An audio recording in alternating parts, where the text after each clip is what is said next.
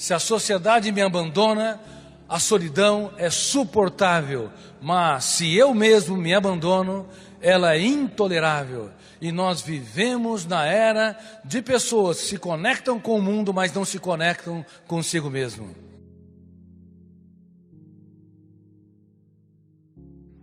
Converso com inúmeras pessoas ao meu redor, mas não tenho coragem de procurar o mais importante de todos os endereços, o endereço dentro da minha própria alma. 1 em cada 2 pessoas, e estamos falando em mais de 3 bilhões delas, cedo ou tarde, desenvolverão um transtorno psiquiátrico. Eu me refiro a não apenas depressão, mas também ao transtorno do pânico, ansiedades, doenças psicossomáticas, anorexia, bulimia e assim por diante. E 80% dos jovens estão apresentando na atualidade timidez e insegurança. Na era da internet, das redes sociais, onde parece que o ser humano se libertou para se conectar com o mundo, ele tem vivido o mais dramático paradigma. Infelizmente, no mundo todo, a educação mundial, ela está cambaleante. Ela nos ensina, desde a pré-escola, a pós-graduação, milhões de dados sobre o mundo em que nós estamos. Do pequeno átomo que nós nunca veremos, ao imenso espaço que nós nunca pisaremos, mas não nos ensina a proteger a emoção, não nos ensina a gerenciar pensamentos, não nos ensina a filtrar estímulos estressantes. Pequenos problemas têm um impacto muito grande. Uma ofensa, uma perda, uma frustração os angustiam. Eles não sabem nem como lidar com o tédio, com a angústia básica que todo ser humano, cedo ou tarde, experimenta na sua história. Por que muitas pessoas usam drogas? E por que todas as medidas preventivas têm sido insuficientes para estancar este grave mal do século? Por que, reitero, nunca uma geração teve tanta oportunidade para ter prazer? A indústria do entretenimento na atualidade é pelo menos 100 vezes mais poderosa do que a indústria do lazer na época de Roma. Roma tinha o quê? No auge de Roma, tinha o Coliseu, onde havia pão e circo. A nossa indústria atualmente, capitaneada pela internet, pela televisão, capitaneada também pela música, literatura, jogos de videogame, computadores, esportes e assim por diante, deveria ter fomentado uma geração feliz, mas nós tomamos o caminho errado. Estamos diante da geração, como eu disse, mais ansiosa, mal-humorada, recluída, autoabandonada e cronicamente insatisfeita. Quando você tem uma demanda, uma necessidade vital de prazer, então as drogas acabam ocupando o que a sociedade não consegue propiciar. Como eu posso proteger a mais excelente propriedade? Como eu posso proteger o território da emoção? Como eu posso gerenciar pensamentos? Qual a natureza dos pensamentos? E quais são os fenômenos que estão na base da construção desses pensamentos? Se nós estudarmos esse complexo fenômeno, a nossa mente vai mudar. Tudo que nós sabemos sobre nós mesmos, sobre as pessoas, sobre a vida, vai sofrer uma grande cirurgia. Por exemplo, vocês teriam coragem de entrar numa aeronave sabendo que o piloto não tem experiência de voo? Sim ou não? Sejam honestos. Quem é que sofre por antecipação? Então a turbina está em pane.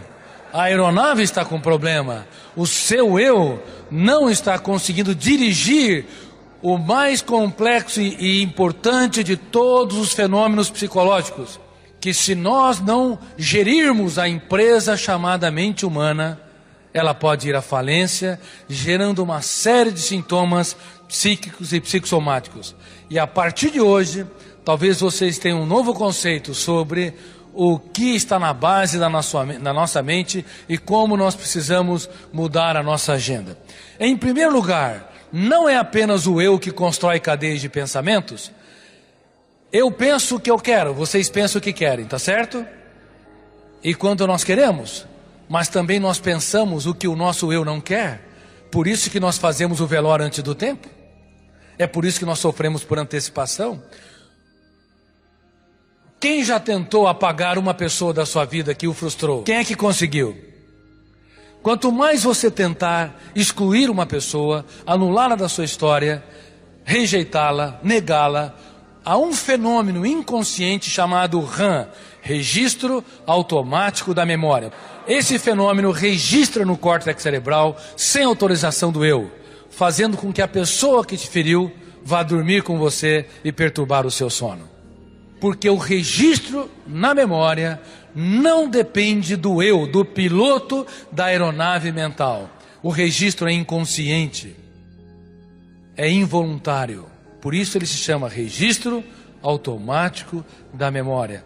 Portanto, os mecanismos que o ser humano sempre usou para resolver os seus problemas, afastar-se do conflito, rejeitar, anular, excluir, na verdade, colocou mais combustível no seu conflito, formando janelas traumáticas ou conflitantes ou janelas killer. É uma janela que assassina o prazer de viver, a estabilidade emocional, o encanto pela vida.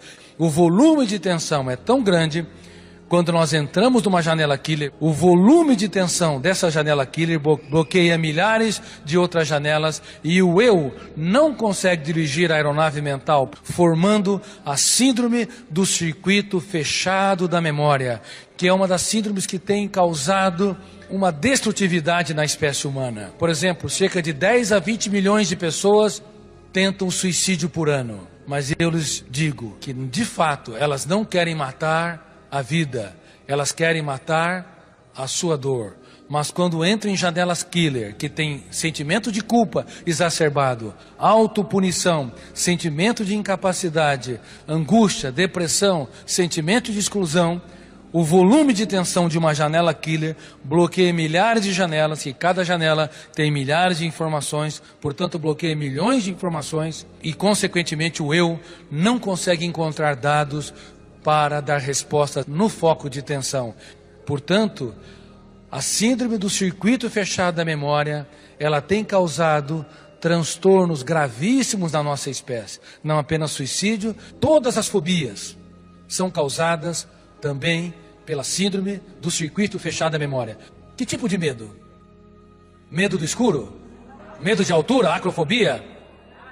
Como é fácil, mesmo tentando acertar, machucar as pessoas mais caras. Como é fácil traumatizar os outros. Como é fácil plantar janelas killer. Mesmo sendo bons pais, nós podemos traumatizar as pessoas mais caras, comparando um filho com outro, expondo publicamente as falhas, sentenciando: você não tem solução, você não tem jeito, você só me decepciona. 5 segundos pode mudar uma história. Por quê? Porque o fenômeno RAM, ele não dorme. Ele registra em frações de segundos, formando janelas traumáticas ou janelas killer. Eu te pergunto, quantas vezes você, com a melhor das intenções, exagerou no tom de voz? Quem critica excessivamente, quem cobra excessivamente, quem cobra demais, eu vou brincar aqui, está apto para trabalhar numa financeira, mas não para ter uma bela história de amor.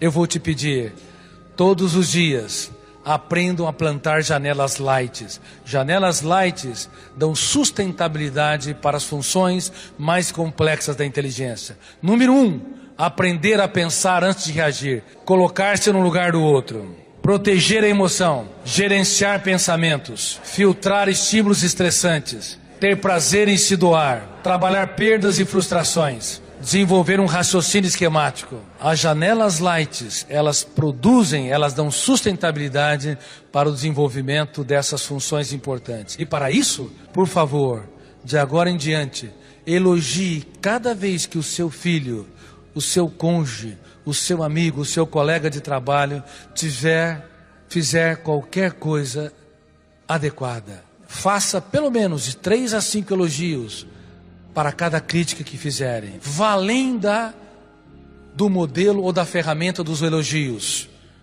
Para proteger a emoção é fundamental a arte de surpreender. Elogiar, metaforicamente, é como se dar flores em datas esperadas. Mas surpreender é você dizer coisas nunca ditas, é dar flores em datas inesperadas. Nós temos que aprender todos os dias a encantar as pessoas. Não basta ser um manual de regras. Quem é um manual de regras está apto para conviver com máquinas, mas não para formar seres humanos. Não para ter excelente história de amor como casal, ou excelente história de amor como pai, como mãe, ou como executivo, bem como como amigo.